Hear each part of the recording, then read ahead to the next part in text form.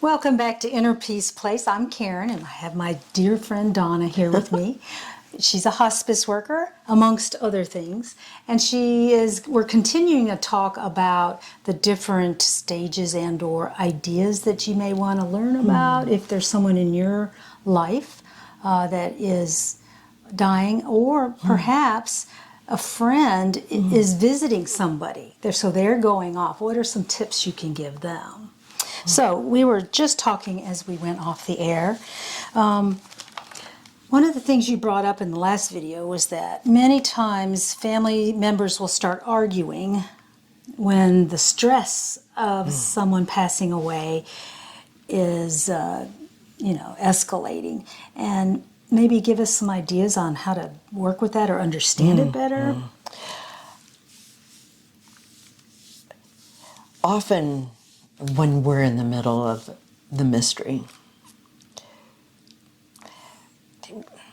it's beyond our understanding. We know we're losing our mother, our loved one.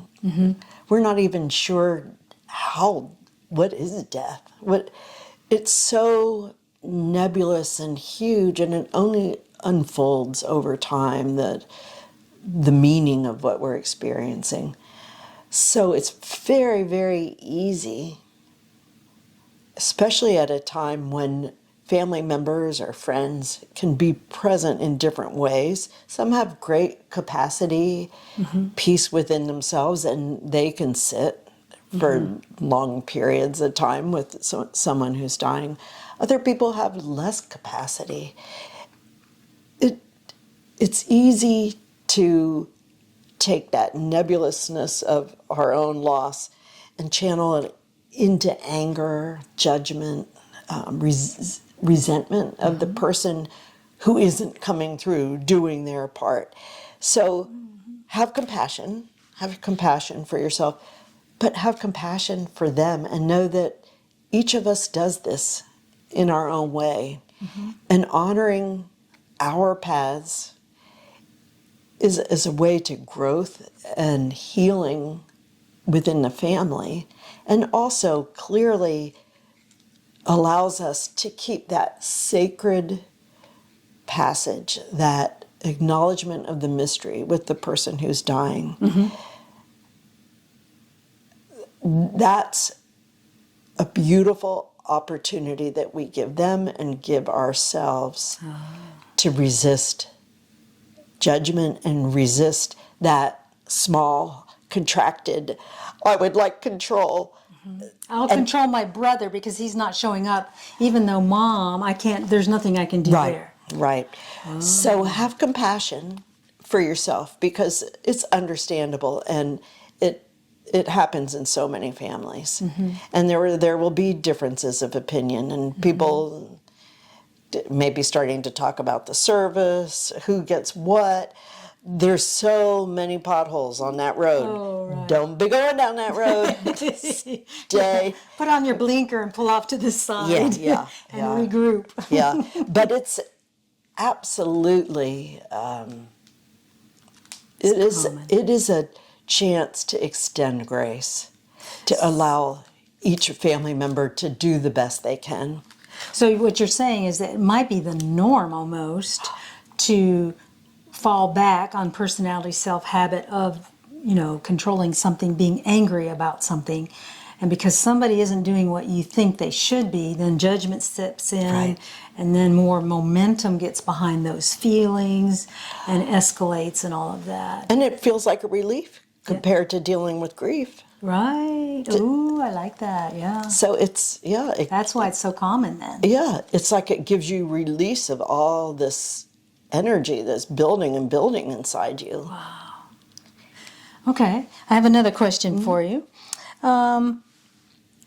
When someone is dying and you've been sitting there with them for days, especially with hospice type of person that is dying, do you feel that they have any input as to when they actually pass?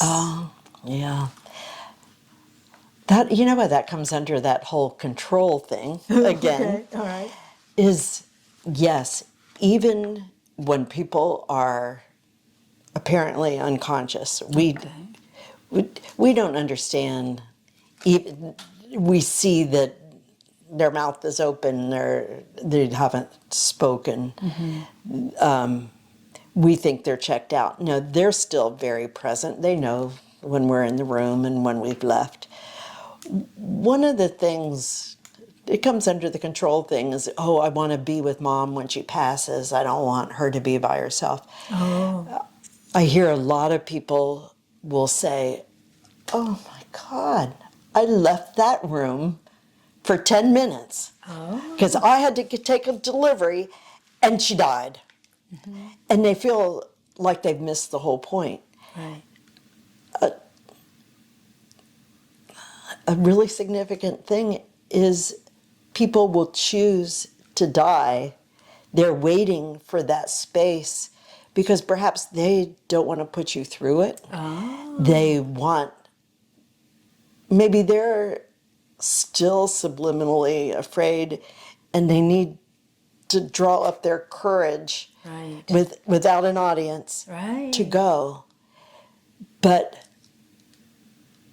knowing that people have a choice about when they die, That's kind of big. it's huge. Yeah.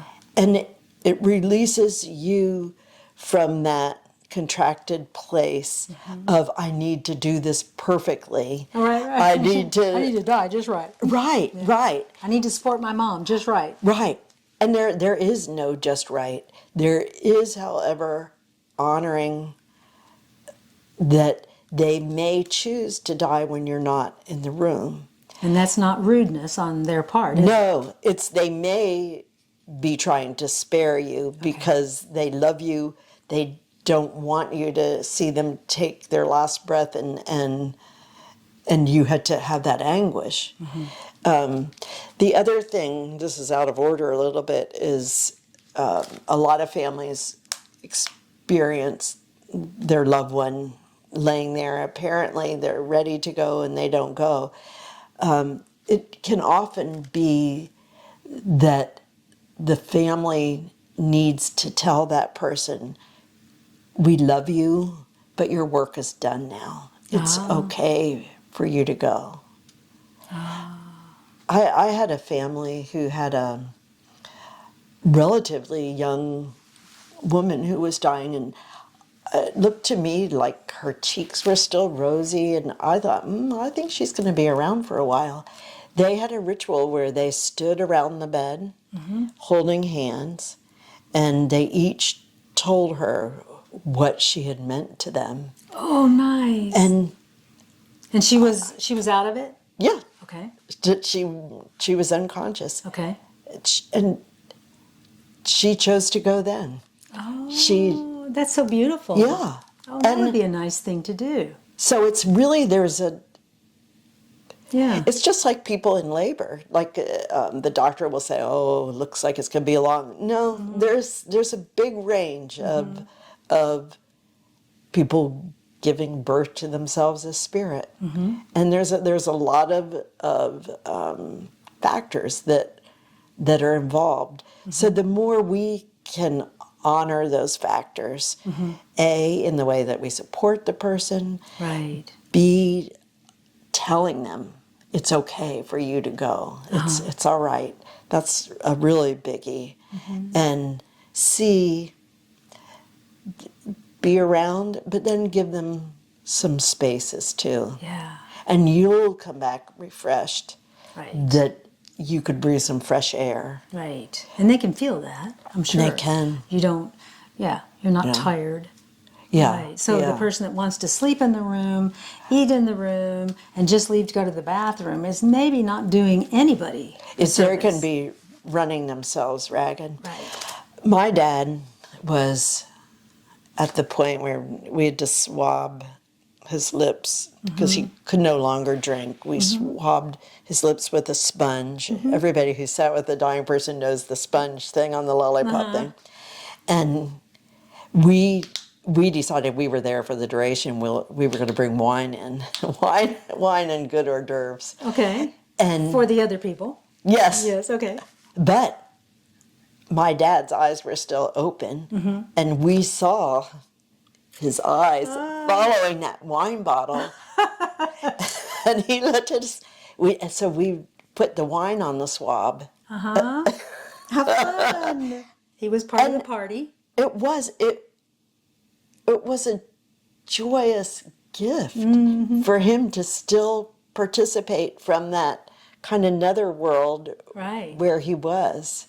So again, there's no rules, but you were being transparent. You were being open to what he wanted. Yeah. You saw what his eyes were doing, and you put two and two together. You didn't have a rule system. Oh no, we can't do that. It might be a contradiction for his medicines, or it may cause a blah blah blah. You went with the flow. Yeah, there's some freedom in it. Like, what are you going to hurt them? No. Yeah. Like, if they're signaling they want something, I'm not a nurse, but I say I don't think we can hurt them.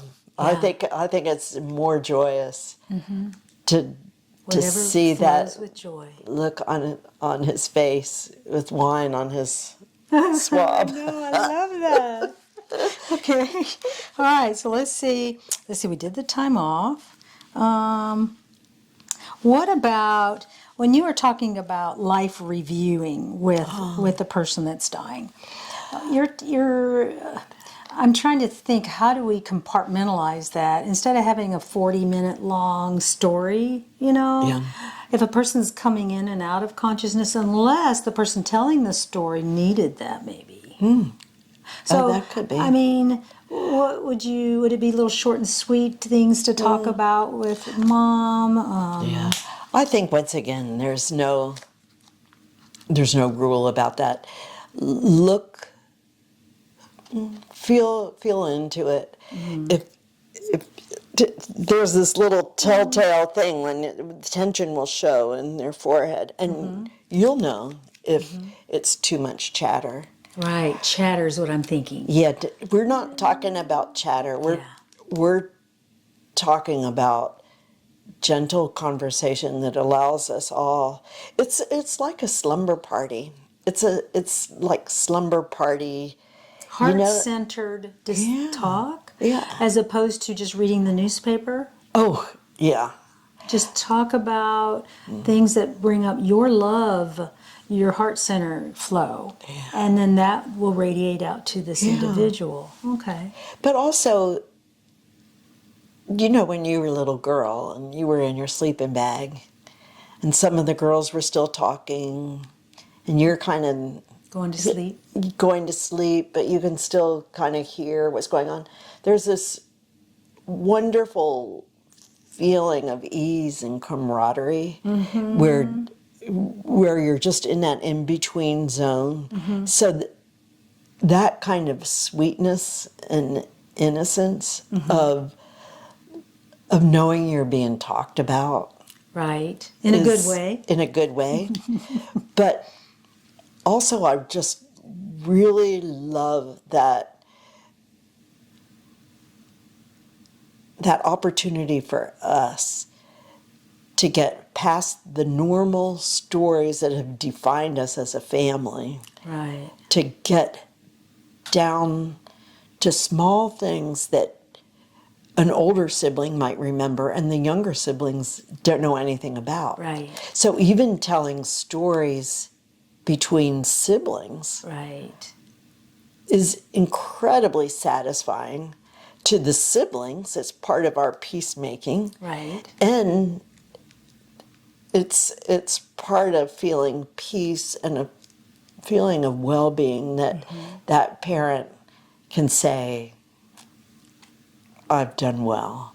These are good people.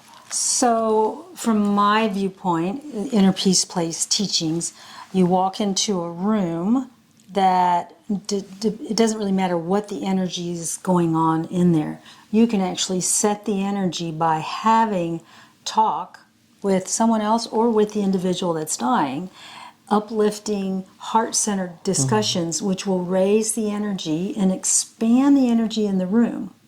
And that allows more communication for that individual as well as yourself. If you know you're going to the place where someone is dying and you're uncomfortable, Stop, take a deep breath before you go in there. Relax and visualize the color that you've chosen that represents your heart center.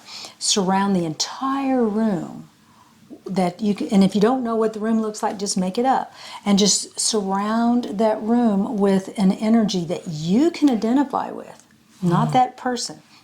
So that when you walk in, you're immediately comfortable and you're immediately expanded. Because then, no matter what happens, it'll be okay. Because you're in the right place. You're connected to all that is, and you're more powerful at that moment than you are at any other moment. So, let's say you walk in the room and someone is in the room that you really don't like, talking to mom. Instead of finding that person's energy, you just continue relating to your energy, and eventually that person will either become uncomfortable with this beautiful flowing energy. They may choose to leave, or they may choose to stay, but it really won't bother you because that isn't your focus of attention. Right. So expanding what you're comfortable with. And I like your idea of leaving the room because you may need to regroup. It's very emotional, and it's personality self-emotional. It is not spiritual emotional feelings that you're having. And so if you're starting to feel overwhelmed, own it and say, I'm going to take a breather for just a few minutes, Mom. If you're by yourself, I'll be right back. And you go out of the room and you maybe go outside for just a moment, regroup, refresh your connection, and you can go back in with a totally different feeling. Because when you connect with someone, even if they're dying, it's all about the vibration. They are vibrating, shifting their vibration of the physical form into something that you and I we have no memory of doing before. And so they're busy. And so it's not that you're interrupting their shift, it's that you're maintaining an energy that brings you joy, continues on your path. The loved one is leaving, your path can continue. It'll be different. We totally get that. But your beingness, your awareness of your connection with the all that is stable and is secure and tangible. If you think in advance, if you wait until you get in there and then you realize how uncomfortable you are, it is more difficult. It's not impossible. But unless you've done this a lot, it's easier to step outside, go to the bathroom, whatever you need to do, and regroup and set the energy of the room. I've done that so many times for different situations, and I've never had it let me down, ever. Such good advice. Just especially if you know there'll be a big group of people in with the person that's dying, and for some reason that bothers you. Find something about your energy in that room. And we've also talked about the possibility of the beautiful flowers that are in her room, his room, whatever. Focus your energy, thought time into the beauty and how that beautiful flower is expanding its energy into the room. You can choose to focus on that rather than what the people are doing that's really rubbing you the wrong way. So you can still use the techniques that she's talking about and blend them with some of the techniques that you and I have been discussing all the way along. Mainly, there's no one right way to do this. There's no wrong way to do it, really. If it's bringing you peace, then it's probably the right way to go. Yeah. If you feel peaceful energies coming from the individual, it's probably the right way to go. But if you are blocked in, if you're all pulled in because of fear and pain of losing this individual, you're doing yourself a disservice as far as finding peace, because you can't find it when you're little. Take a deep breath, relax, get bigger, and look for the beauty that's behind mom or dad or whoever passing away. There's always perfection in any situation. It's just whether or not you have the skills to find it. Those skills are not that hard. It just takes practice. A really great example of that transforming your experience is transforming it from thinking about they're dying to they are being born into spirit. Right. They are going back into their original form, Right. their soul being, before they took on this journey. Right. What a miraculous thing. No more human condition. Right, right. Yeah. It's a miracle. It's just a miracle. As they're moving into that state, they're feeling all this love of souls with whom they've been connected in the past coming to greet them. So to allow that and to feel that inside you is to help you access that expanded state much more easily than when you're focused Right. on sorrow. Although, don't resist sorrow. Sorrow's part of it. Right. Just be able to have sorrow, joy. Right. Find balance. Yeah, human spirit. Like, we're all those things. I have a quick story. Yes. A girlfriend of mine, her father was ill, and I knew he was terminally ill, but I didn't know, where he was on that path. And I was meditating, and all of a sudden this vision came into my awareness of a kind of an oval, white glowing object, and about 10 oval, white glowing objects came, and then they all left together. Ooh. And I was like, oh, that was interesting. And the phone rang, and my girlfriend said, Dad just passed. And I was like, I just saw it. And I told her, and she was like, oh, that makes me feel so good. I mean, I didn't know he was dying that day. And what are the odds of it being anything else? But it was so beautiful. And it had the feeling of joy and camaraderie and party. Yeah. Yeah. Because that's what they're feeling. And that's what I got from it, even though they were just blobs, I was like, oh, what's all this going on? Hey, and they was like over in this part of my field of vision. And I was like, what's going on over there? I'm not getting to go to that party. And then they all kind of left. And so that's why it was like, oh, that must have been when your dad passed away. Because I knew him quite well. And he also left a feather. That was his communication to his daughter. They had discussed it. And so we would find feathers indoors. Yeah. We would find Isn't feathers, that crazy? all these weird inside a drawer. Oh. I mean, it was very, very fun. He was overdoing it. He had a lot of fun with it. He wanted to make sure. And that's the type of guy there can be he no was. doubt. Yeah. But isn't that, It's just amazing. I think that's really amazing. Another way people who have passed, this is universal across cultures, is they will come to you in your dreams. Oh. And you might even feel a touch on your shoulder. You may open your eyes and see a form in the dark. Oh, very but nice. that seems to be a way that people communicate. Also, strangely, through electrical things like radios, people often talk about they get in the car and the same song is on the radio every time. Or the alarm clock will ring at some odd time. And there's no reason that alarm clock should be. But there will be... I like to kind of picture the loved one on the other side being curious about how can I let them know for sure that I'm here. And that they're not everything's making this okay. up. Yeah, yeah. So, and that particularly, you might smell what soap they used, but this is so universal. Right. There have I've been heard many so stories. many people who say the same things. And it's not associated with any one religion, one personality type. It's, think of the ways in which that person would try to communicate. Right. What was special to you? How would they know you'd be sure that it was them? Mm-hmm. And that's, as I say, I think that's revelatory to have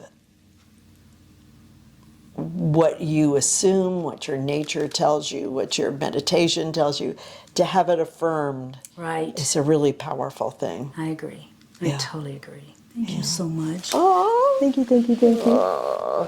it's really fun to be here. Thank You. you. If you guys have questions for Donna, there's a couple of ways to get them through to her. You can email me. My email address is in the description area, or you can do something in the comments if you're brave. And we will get back together. If there's enough questions, we'll just schedule this again. Maybe we'll come up with a totally different topic, one not as joyful as Donna. Thank you so much for joining us, and we'll see you next time. Bye-bye.